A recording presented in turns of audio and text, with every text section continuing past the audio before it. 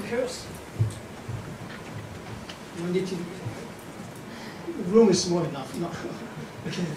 Honorable speakers, colleagues, students, ladies and gentlemen, good afternoon. Now, on behalf of the Institute of Future Cities at the Chinese University of Hong Kong, I would like to welcome you all to today's forum on population policy. Now, recently, the Population Policy Committee has produced a population policy report aiming at the solution of a number of population challenges that Hong Kong is facing. The report has identified a number of issues and has proposed ways to go about solving them. Among other things, it has highlighted the necessity of importing labor force to meet the predicted decline of our workforce. Now, with reference to this, the government has launched a public consultation exercise to collect views from the public, to allow us to make an informative and educated decision. It is essential to have forums in which we can hear the government's idea and collect the views of the public. And this is exactly the purpose of today's forum. We would like to make use of this forum as a platform in which we can engage different stakeholders in the discussion of these important issues, particularly on the impacts of the population policy on various socio-economic sectors.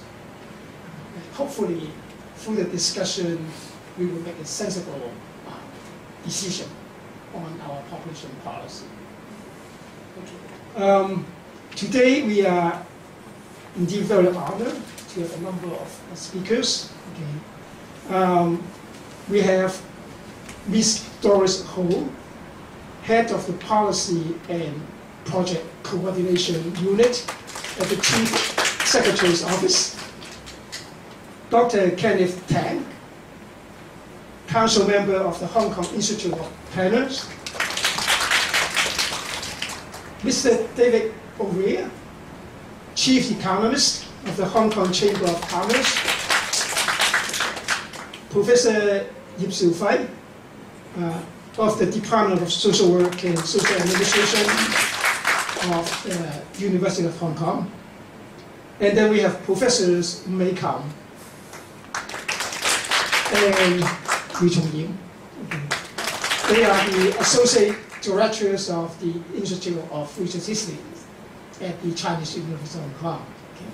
Now, we are running on a very tight time schedule today, so I would appreciate if our speakers can help us to observe the 15-minute limit for presentation, so that we will have more time for discussion. Okay. Now, without further ado, I would like to first invite Ms. Doris Ho to share with us the government's rationale and the government's idea of solving our population policy problems. Ms. Ho, please.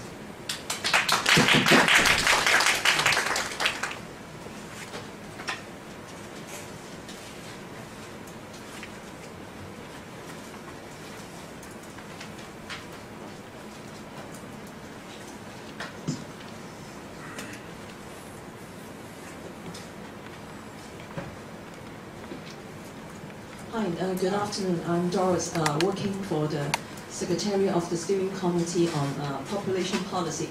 In the next 15 minutes, I'm going to introduce to you the key issues that are covered in our Population Policy Consultation document, which was issued last October. First, some background. The importance of formulating a comprehensive population policies was first highlighted in Chief Executive's election manifesto. So as a follow-up, we constitute the Steering Committee on Population Policy in the end of 2012. This steering committee is chaired by the Chief Secretary, and we have Professor Yip, Paul Yip, and Professor Shum as our members. As the very first task of the steering committee, we have a review of the policy objective of our population policy. We have broadened the scope, hopefully to strike a balance between economic and social development. The revised policy objective is presented in this slide. It highlights the importance of promoting Hong Kong's economic development while not losing sight of the need to build up a socially inclusive and cohesive society. Here are some of the key figures to let you know when we are talking about demographic challenges, what we are referring to. First, our aging population. Our population is aging really fast. In 30 years' time, nearly 1 in 3 Hong Kong people will be aged 65 or above. And this figure is also important. It's about our labor force. As Professor Leung has just briefly mentioned, we predict that our labor force will decline in a number of years, in 4 years' time, actually. Now we have about 3.5 million people in our working population. This figure will grow steadily in the next few years and reach 3.71 million in 2018. That's the peak. After that, it will decline until 2035. An aging population coupled with declining labor force will increase the dependency ratio. Although we have a very low fertility rate, we still expect our population will continue to grow, although modestly in the years to come. And this slide showed the population in the past 20 years. As you can see, take 2002 as example.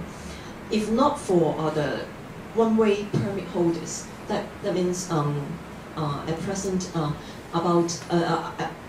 up to 150 mainlanders can come to Hong Kong to reunite with their family under the one-way permit scheme. So if you look at the year 2002, if not for this group of OWP holders, our population may reduce in that year. So we expect in the years to come, OWP holders will continue to be the major source of our population growth.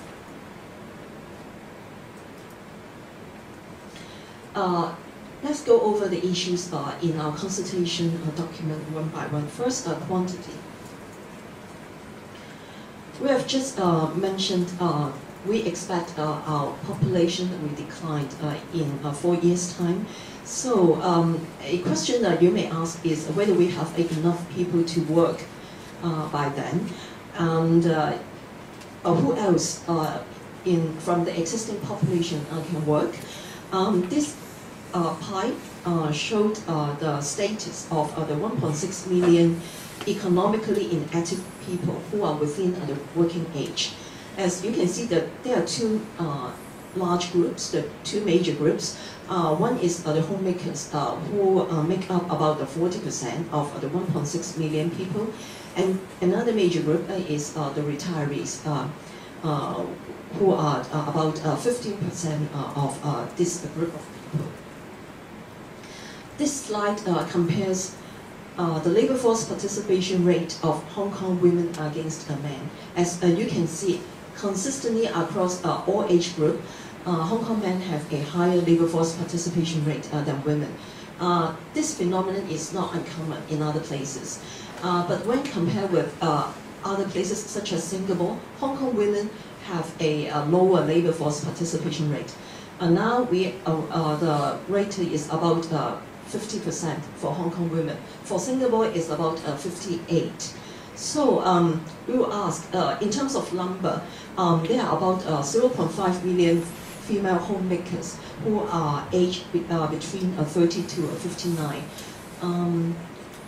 We would like to know if there are facilitating measures that can help these homemakers to balance family and work. With some of these 0.5 million homemakers would like to enter the workforce to provide a relief to the current manpower shortage. We are not forcing this group of women to come out to work, because we really appreciate their contribution.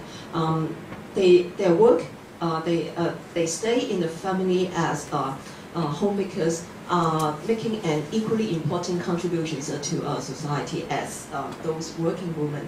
But we are talking about choices.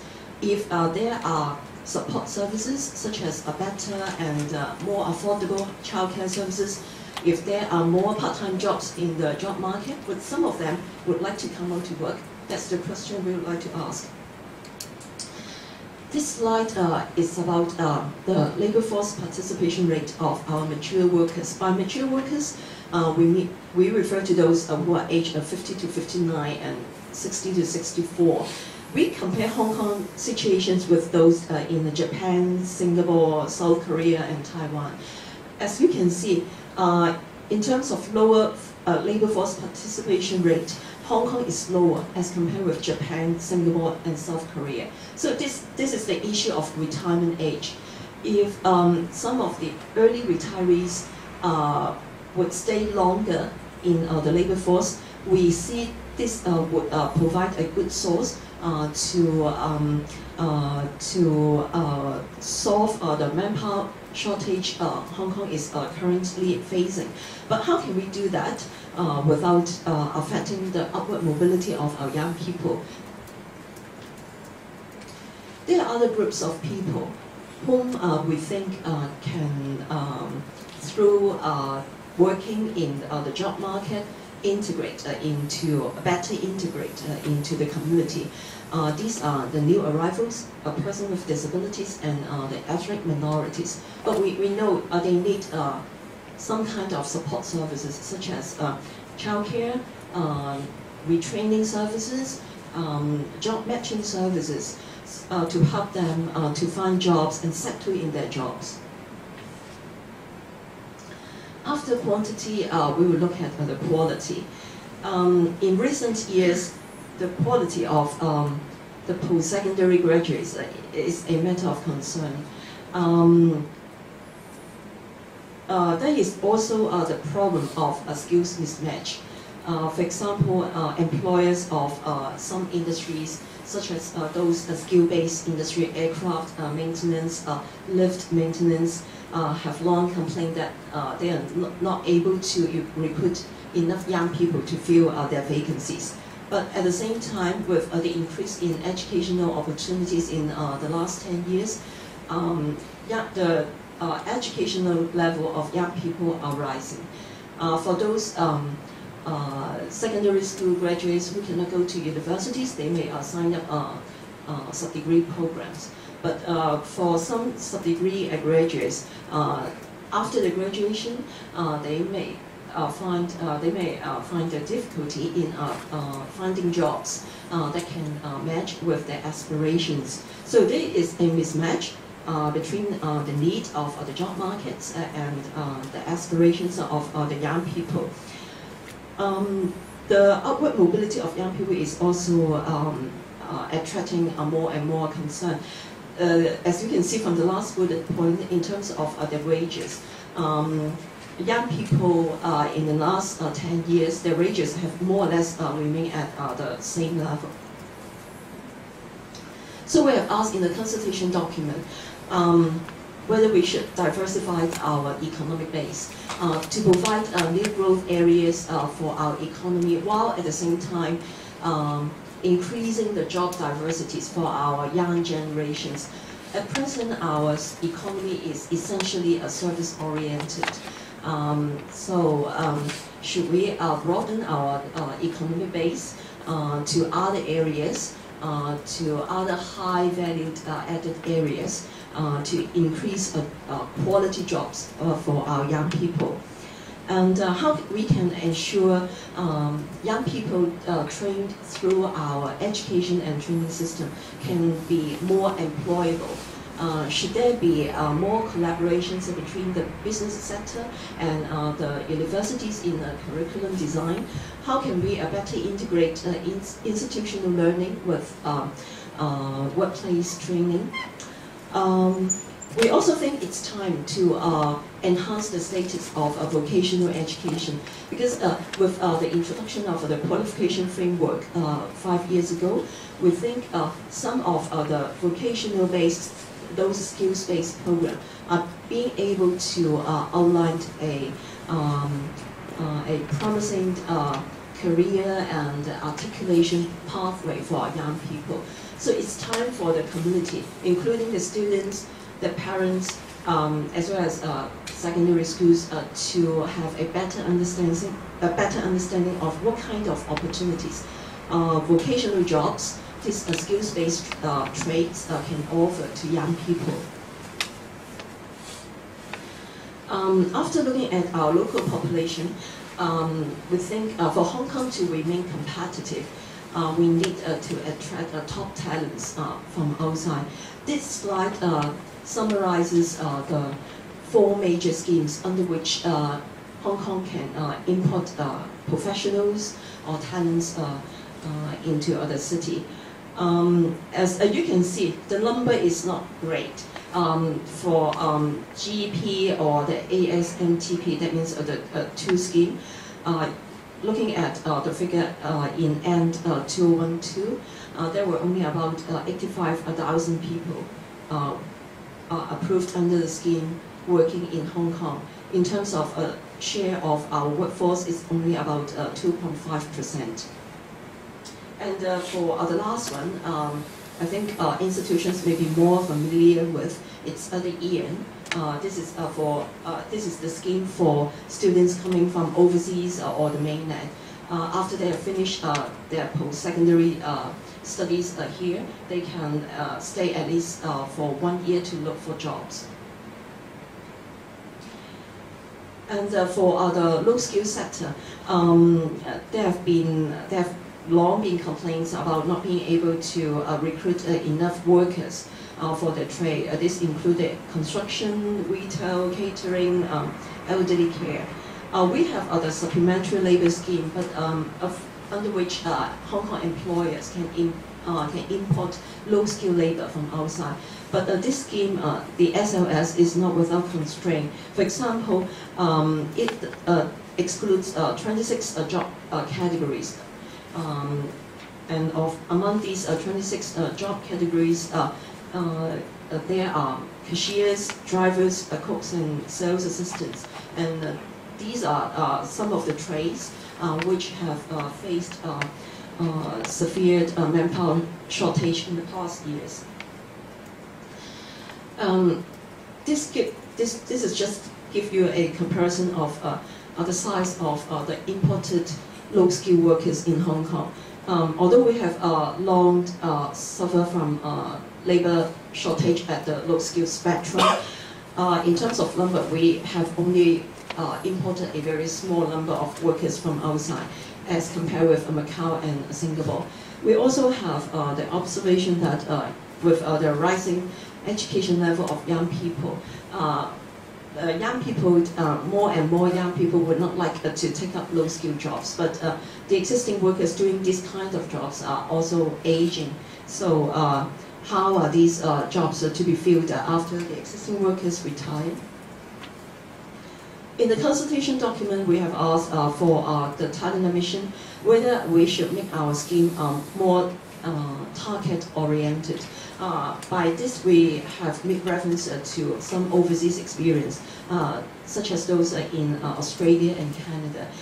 In these countries, they would draw up their skills shortage list to serve as a reference for the 2 places to see what kind of talents to give the signal to outside as to what kind of talents are in great demand in the two places. And we also want to know whether you agree we should be more aggressive, more ambitious in reaching out to our our potential talents. As in the case of Singapore, in Singapore they have 11 offices throughout the world. They would go to the local universities and identify talents whom they think can help Singaporean development, and then talk to them about what kind of opportunities Singapore can offer to them, and then attract them to work in their country. For Hong Kong to be attractive to talents, not only those from outside, but also our own local talents. There may be a few areas that we need to do better. For example, the housing, for example, the environment, the air quality, and for foreign talents, the supply of school places in international schools is also very important. For importation of low-skilled labor, what we are suggesting is not to revamp the existing system. What we want to do is to build on the existing system to see what kind of measures we need to put in place to make the system more effective, while without affecting the interests of local workers. Now we come to family formation. Hong Kong is known for its low fertility rate, but it's interesting to note that in the last 3 years, our fertility rate has some improvement, as you can see from this chart. Despite the improvement, our fertility rate is still the lowest among other economies. We have a look at a local research, a local survey, as to why young people nowadays do not want to have children or more babies. The two frequently quoted reasons are too much responsibility and heavy financial burden. So the government's position is that we respect family formation and childbearing are very much personal decision. We are not proposing we should interfere with these decisions. What we would like to know is to understand what are the obstacles, what are the hurdles that young people nowadays face in forming their own families, in having their own children, and then we can think about whether we can do something to help them to realize their aspirations through public policy. If overseas experience is of any guide, we see that in countries, in some overseas countries, they have adopted two main kinds of measures. One is financial incentive, such as tax concession or direct subsidies. Another is another is services. For example, childcare services, longer maternity leave, more family-friendly workplace practices such as flexible working hours, job sharing, part-time jobs. Lastly, we come to the topic of the aging society. We note that the new generations of the elderly are better educated, they are fitter and more financially independent. So we think although aging may bring challenges to our community, it will at the same time bring about opportunities. So we have asked in the consultation document how we can increase the age friendliness of our community to enable our elderly can have a happy retirement life in the community. On the issue of a silver hair market, what would be the role of the government? What kind of services or products that would be needed by the next generations of the elderly? And for those who wanted to retire on the mainland, what kind of facilitating measures that are needed to be put in place? So that's a general introduction of our consultation document. Our consultations will end this Sunday. Yeah. Feel free if you have any views, please let us know before then. Thank you.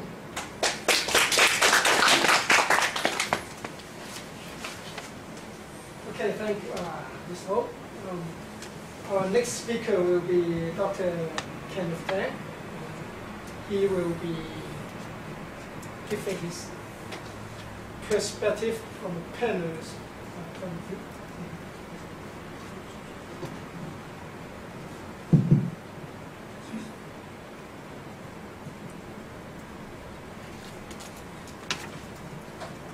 Professor Leung, ladies and gentlemen, good afternoon. In the next 15 minutes or so, I'm going to share with you, right, about my view about the policy, the population policy in Hong Kong from a town planner point of view, okay? And first of all, I think for planners, we always look at objectives, right? So as far as I can see from the consultation document, correct me if I'm wrong, Doris, right? There are three objectives, right? Major objectives. I found that these three objectives are closely related to the objective timed well, right, with the objective of town planning, right? Town planning, our objective is to promote economic growth, and also we also want people to have a quality life, right? So I think it matched well, right? So the second thing is I would like to discuss with you about the major issues, right, identified in the consultation document. I don't want to go into detail about this. The course about this you know very well because Doris has already mentioned about this. The first one is aging population. The second one is no fertility rate. The third is the declining workforce, and the third is the skill mismatch of the workforce. Now, first of all, I want to talk about the low fertility rate. Now, low fertility rate is the problem we are now facing. The point is, how can we address this issue, right? According to the consultation document, it suggests that we have to create a supportive environment to boost the birth rate, okay? But how to do it, right? This is just what has been mentioned, but how to do it? Now, I think there are two possible ways, right?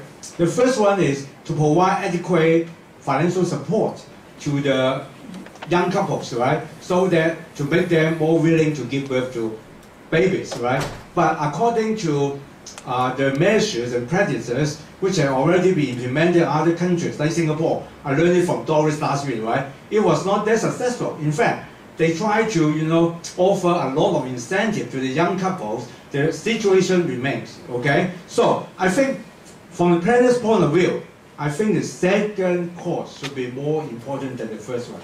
Is to produce or to create a quality environment for people to form and raise family. This is important. I can share with you my personal experience, right? In fact, when I work, I had a lot of young, young colleagues, right?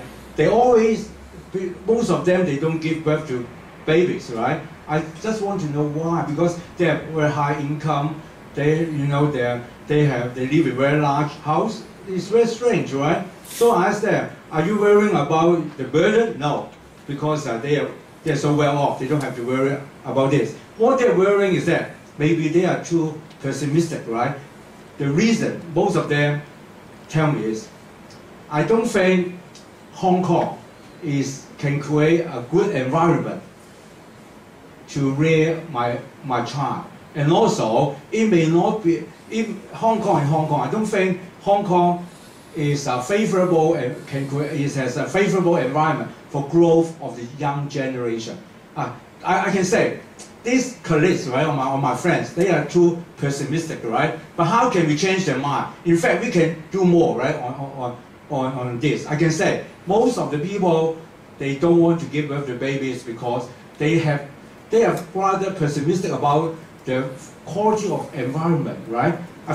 I think I would address, maybe we can discuss about this later on. And the other thing, I would like to discuss you about aged population, right?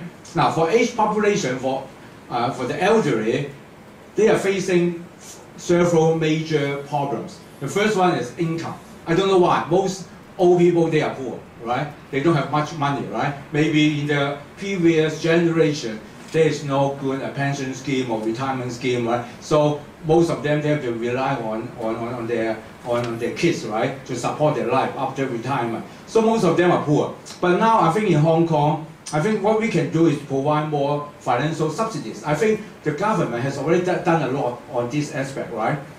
And the second one is health. Health is very important, right? Because I think nowadays, I think it's good, right, to learn that the government is reviewing the medical insurance scheme, right? This is very important. A lot of old people, they're really afraid, right? Maybe once they get sick, they don't have sufficient money to, to handle their health. So I think this is important, right? And the other thing is about housing. This has something to do with town planning. Now I think I don't know why. Based on the research by NGO, they found that most of the age they are poorly accommodated, right? Now I think in Hong Kong the reason is very simple, right? In Hong Kong, because we don't have sufficient land, we don't have sufficient resources, of course, right? Not to mention the age, right? Even the young people, most of them they live in flats of 400 square feet, right? So how can we expect the age, right, can have a very spacious environment to live, right? So I think the government should think of how to tackle this issue if we want the age to have a better quality of life. The first thing is maybe we need to, now there are two possible alternatives for the age, right? The first one is maybe most old people in Hong Kong, I don't know why, even my parents, they prefer to stay at home, no matter how sick they are, right? So I think it is important that we have to try to formulate some measures or policies to help those families who have aged at home, right? This is important, right? I don't know how to do it. Maybe Professor, you can give us some clues, right? How this can be tackled, right? Another one is the RCHE. RCHE, I think in Hong Kong, I can say, right, for the public operator RCHE is quite good. I can say, even those run by NGO like Donghua, right? The quality is quite good, right? But if you have the opportunity to visit those RCHE operated by private organization, you'll find that, especially those who just charge you maybe just $4,000 to $5,000 a month, the condition is extremely poor, I can say.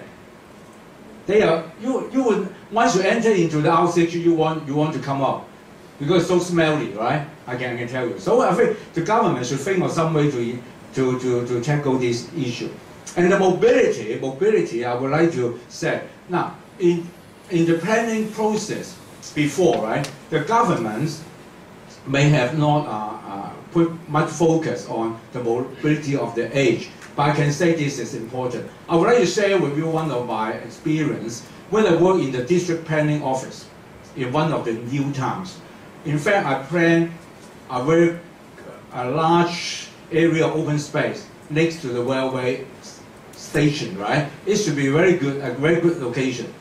And then I was scolded and complained by the district councillors and also the local people, because I asked why. Because in fact we provide a lot of recreational facility for the age, for the kids, right? It should be very nice. If you have the chance to visit that open space, you will enjoy staying there.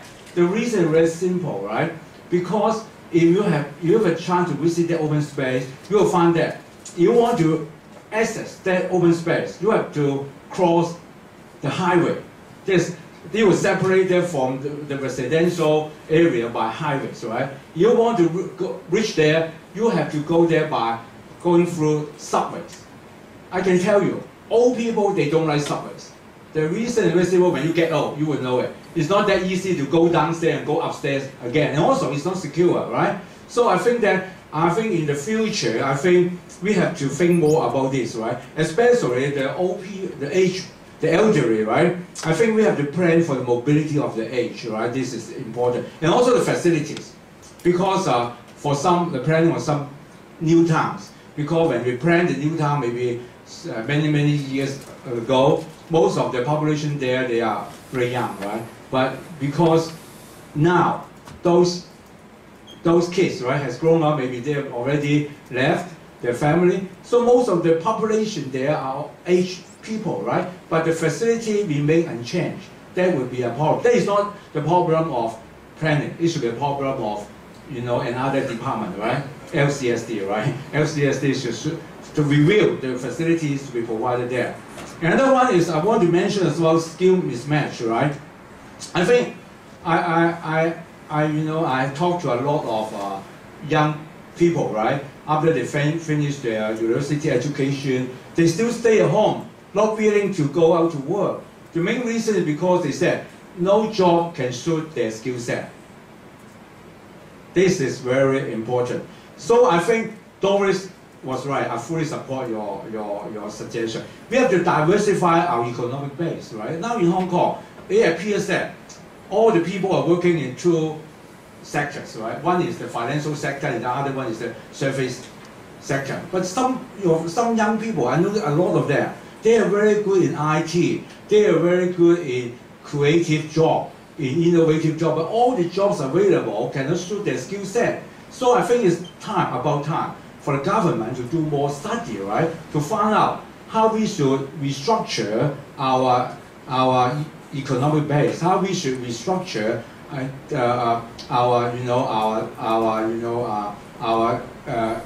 service industry, manufacturing industry. That's all. Because nowadays, you believe it or not, some people, right, they make use of industrial buildings to grow vegetables. Maybe you have learned it from newspaper.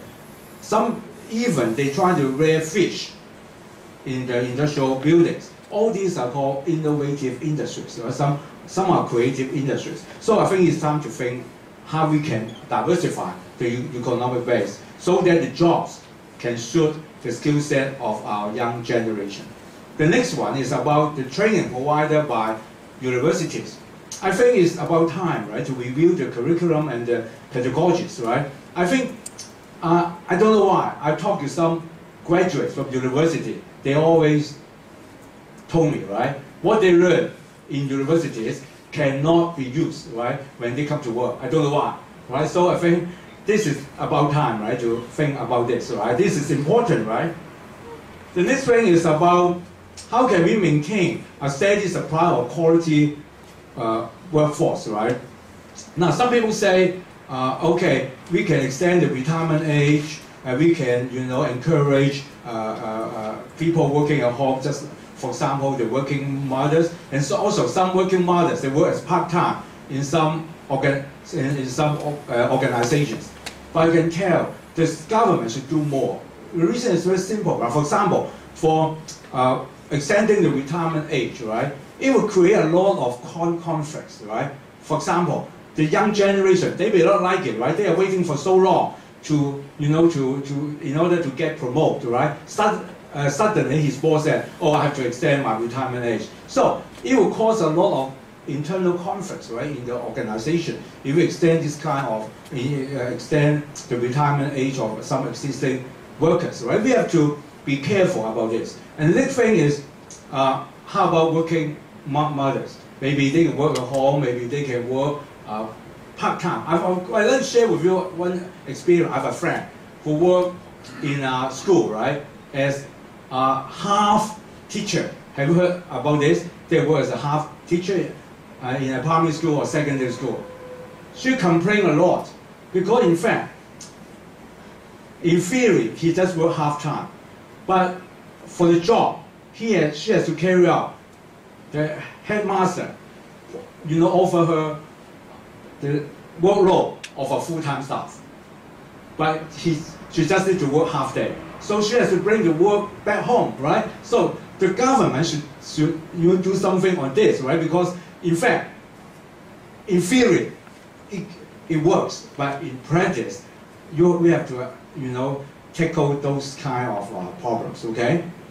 The next thing is about unwillingness. Another thing is about a lot of people there are unwilling to join some jobs, right? Now, for example, construction workers, right? Construction workers, although the pay is very high, but a lot of people are unwilling to join to work as a construction worker. Sometimes once they leave, they will not rejoin again. And also those who are working as construction worker, they don't want to stay long. What's the problem? The problem is, I think that we should have a long-term labor force planning. I think the government should do this, right, to see how we can address this issue. And another problem is about the incentive to the workers. I've talked to some young people why they don't want to join, because in fact they have just finished high school. They don't have much skill, right? And they are so strong, right? In fact, they can earn a lot if they work as a construction worker. But they are still not willing to do that. The reason is very simple. They said because the income, it appears to be quite attractive, and in reality, this is not the case.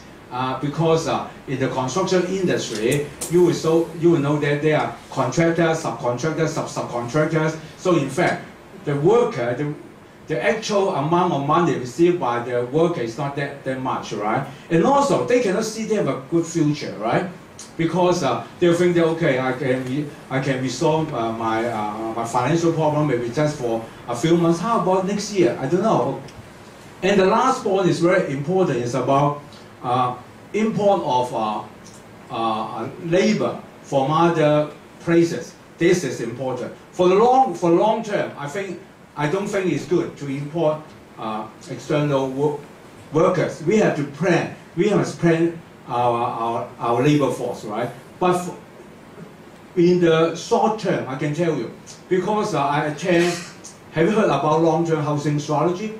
In fact, I attend a long-term housing strategy forum 2 months ago, right? In the forum, some professionals, some architects, and some engineers, they challenge the Secretary of Housing, Mr. Stephen Jerr, Professor Stephen Jerr, because they query him, how can you guarantee you can produce 47,000 flats per year?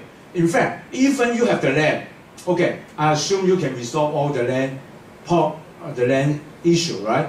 But the point is, in Hong Kong, we have limited labor force, right? We don't have sufficient labor force, right?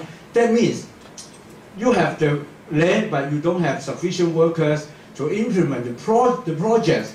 That would be the most critical point. So in the short term, in order not to affect economic growth, in order not to affect our pace of development, I strongly recommend that we have to consider import laborers from other places on a short-term basis.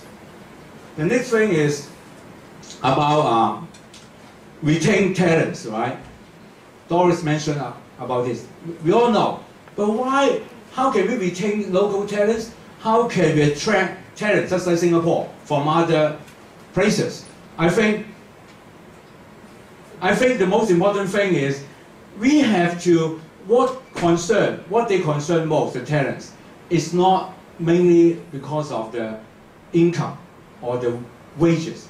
What they care much is the quality living environment, not only for themselves and also for their families. I know some talents working in the States, they don't want to come back because they said once I come back, maybe it will affect my health because the air pollution problem in Hong Kong is quite serious. And also, he said in Hong Kong, you don't have a good golf course because they like to play golf, right? So these kind of things we have to think about. And I think this is my last point. I think it's important for us to create a quality living environment across different sectors and for all the age groups of the population, right? How to achieve this? There are 3 ways, right? We have to, when we plan, we have to take into account demographic changes, like what the government has recently done, right? In fact, in the feasibility study on developing North NT, in the study brief, right? In fact, the government has incorporated this clause in the study. In fact, it is important, right? for previous study, maybe we have omitted this important point. We take into account the demographic changes. The second point is we must have a fast response monitoring system. Once there are some changes or some unforeseeable circumstances arise, we must be able to respond fast enough, right, to cope with the situation. The last point, right? Now, nowadays, right, in order to implement all the things I mentioned before, we need to have more land. Where can we get land? We can get land through new NDAs, we can get land through reclamation or underground rock craver. All these have a lot of problems. But we must act fast, right? If we keep on arguing, quarreling, then it would be too late. The population policy can, I think it's very difficult for the policy to achieve its purpose, okay, its objective. Okay, that's all of my presentation. Thank you very much.